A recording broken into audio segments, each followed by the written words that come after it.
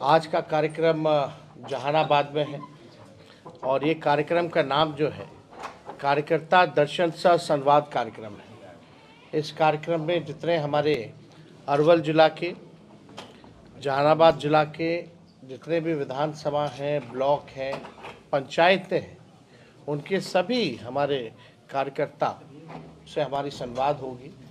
जो ज़मीन पर बूथ पर जो कार्यकर्ता है, ये पहली बार ऐसा कार्यक्रम हो रहा है जहाँ नेतृत्व जो है जा कर के सीधा उनसे संवाद कर रही है और मूल मकसद यही है कि पार्टी की विचारधारा, पार्टी का संगठन को और विस्तार और मजबूत कैसे किया जाए।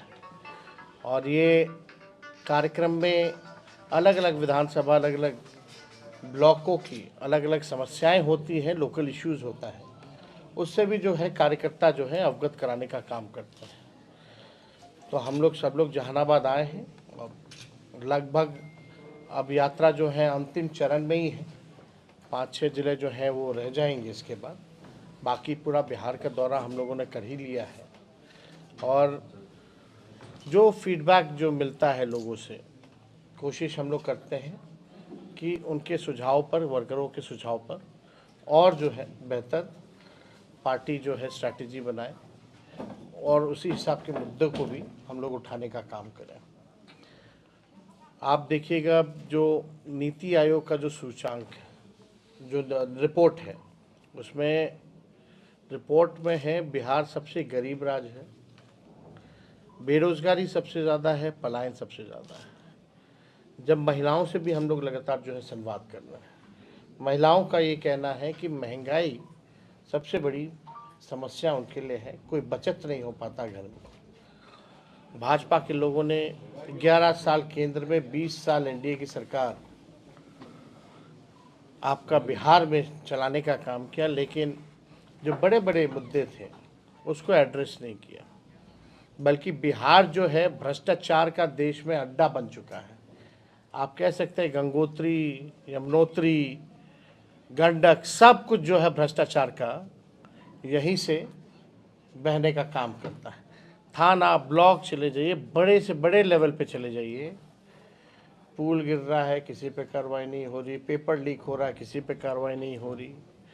पूरा प्रशासनिक अराजकता का माहौल जो है पूरे बिहार में हो चुका है। अफसरशाही बेलगाम हो चुकी है, पूरी तरीके से अफसरशाही जो है हावी हो रखा है।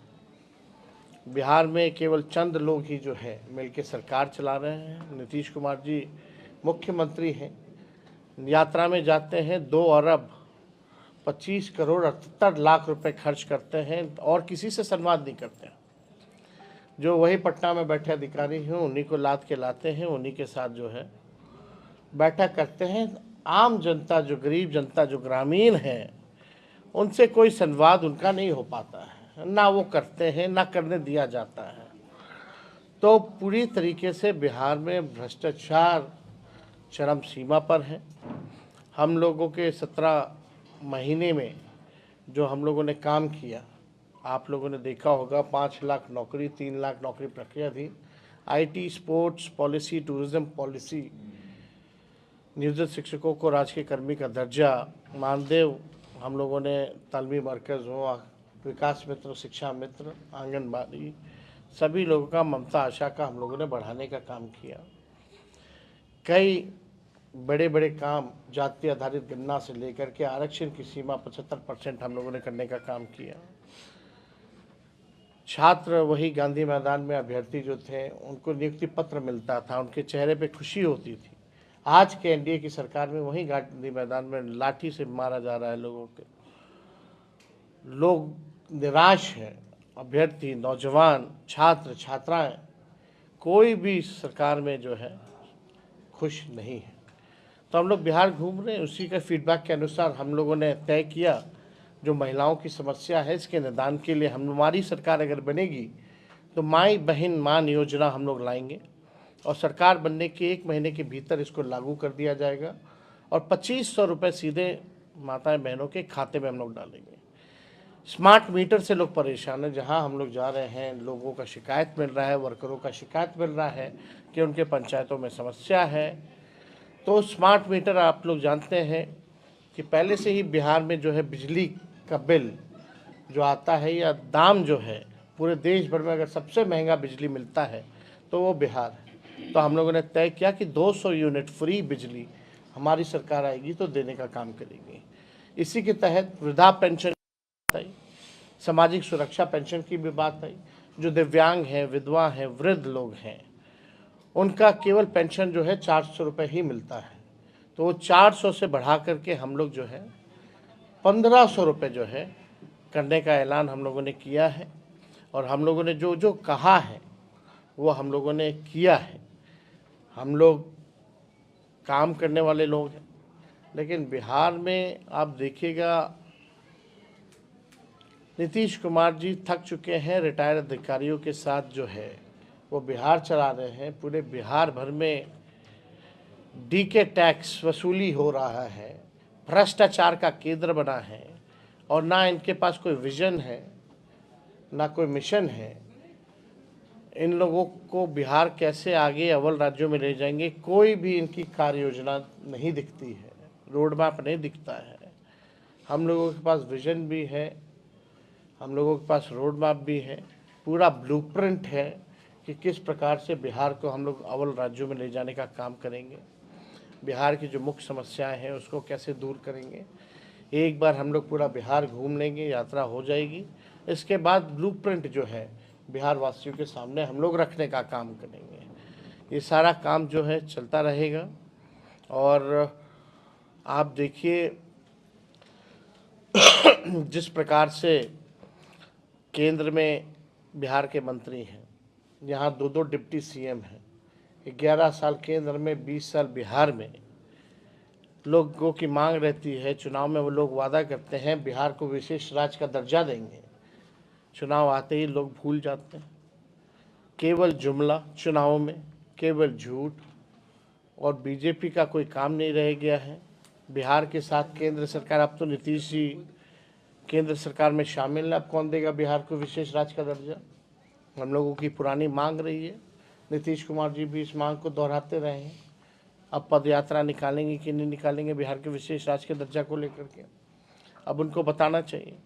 लेकिन मुख्यमंत्री कहीं भी जाते हैं खामोशी रहती है, कोई सवाल का जवाब ना पत्रकारों का देते हैं, ना नेता विरोधी दल का देते हैं, ना किसी का देते हैं। तो आज हम लोग जो है जहानाबाद, अरवल के लोगों से, कार्यकर्ताओं से मुलाकात होगी, संवाद होगा, और इसके बाद जो है गया हम लोग कल वहाँ के जो 10 विधानसभा की सीटें हैं उन सभी वर्करों से हम लोगों की बात होगी। और कोई पत्रकार भाइयों का सवाल है?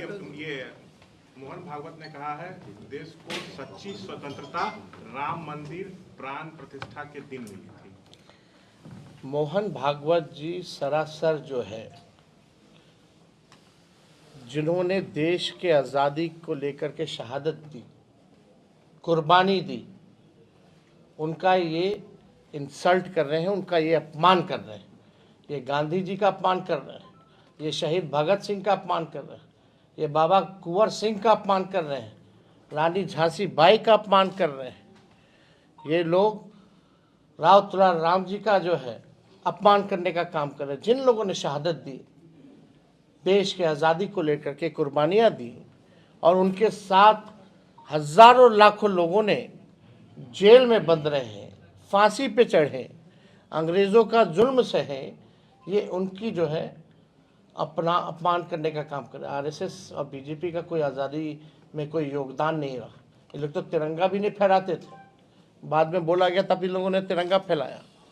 अब बाद में क्या कहेंगे ये मोहन भागवत जी कि आरक्षण जब खत्म हो जाएगा तब जो है आज़ादी मिलेगी, यही मोहन भागवत जी कहेंगे। अब ये लोग आरक्षण विरोधी लोग हैं, मतलब ये लोग आरक्षण को ख़त्म करके फिर बोलेगा कि सही में आज़ादी अब मिली। फिर ये लोग, हम मोहन भागवत जी से पूछना चाहते हैं, पिछड़ों और दलितों को आज़ादी कब मिलेगी, इसके बारे में ज़रा बताएं। ये लोग केवल जो मेन एजेंडा है उसको ये लोग डाइवर्ट करना चाहते हैं, जो मेन मुद्दे हैं उसको ये लोग केवल डाइवर्ट करना चाहते हैं। अरे अपने काम बीजेपी ने क्या किया बताएं मोहन भागवत जी कि आज 84 रुपया हो गया है डॉलर का रेट, $1 का रेट 86 हो गया। बताइए 86 हो गया। आज देश गुलामी की ओर जा रहा है। आप क्या बोल रहे हैं? कौन लेके जा रहा है देश को गुलामी की ओर? इतना महंगा हो रहा। पहले क्या कीमत थी? तभी लोग रोते थे देश गुलाम हो रहा, देश गुलाम हो रहा। अब इससे ज़्यादा 86 रुपये से ज़्यादा इनके 86 रुपये तो इनके राज में हुआ। अब कहाँ देश जा रहा है? गुलामी की ओर जा रहा है कि नहीं जा रहा? मोहन भागवत जी, ये लोग संविधान को मानने वाले लोग नहीं हैं। ये लोग स्वतंत्रता सेनानी जितने रहे या जितने हमारे सुभाष चंद्र बोस रहे, इन लोगों का अपमान करने का काम कर रहे हैं। तो इन लोगों का अपमान देश की जनता बर्दाश्त नहीं करेगी। और मोहन भागवत जी को जो है बताना चाहिए कि पिछड़े दलितों को आज़ादी कब मिलेगी। सर एक और सवाल, पटना में ऑलरेडी की ओर से पोस्टर लगाया गया है, इसमें लालू राबड़ी की तस्वीर नहीं है। कहाँ नहीं है? पटना में कौन लगाया है? कहाँ है? राजद की ओर से बताया जा रहा है कि लगाया गया है, जिसमें आपकी तस्वीर। सब बेकार का मुद्दा है, कहीं कोई बात नहीं है। सर पहले आप आरसीपी टैक्स को लेकर हर जगह लगता है। ये नया डीके टैक्स क्या है सर? डीके टैक्स जो है ये भ्रष्टाचार का केंद्र बिंदु है। बिहार में भ्रष्टाचार चाहे थाना हो, ब्लॉक हो, आखिरी बेनिफिशियरी डीके है। डीके बॉस ही जो है सुपर सीएम है। सरगना कौन है सर इनके डीके के? समय आने दीजिए सर। थोड़ा। हर एक चीज़ जो है कैसे होता है वसूली, कैसे किया जाता है, विद एविडेंस हम लोग सामने रखेंगे। तेजस्वी जी, आप सीएम के स्वास्थ्य को लेकर अक्सर सवाल उठा रहे हैं, क्या बिहार के लिए घातक है कि ये सीएम का मेंटल स्थिति? देखिए व्यक्तिगत तौर क्या पता मिला के देता है लोग, कौन जान रहा है। हम व्यक्तिगत तौर पे मोड़ चोड़ के मत दिखाइएगा। व्यक्तिगत तौर पे बुजुर्ग हैं, अभिभावक हैं, उनका हम सम्मान करते हैं, लेकिन नेता विरोधी दल होने के नाते हम जो है वो मुख्यमंत्री है, इसका विरोध करते हैं।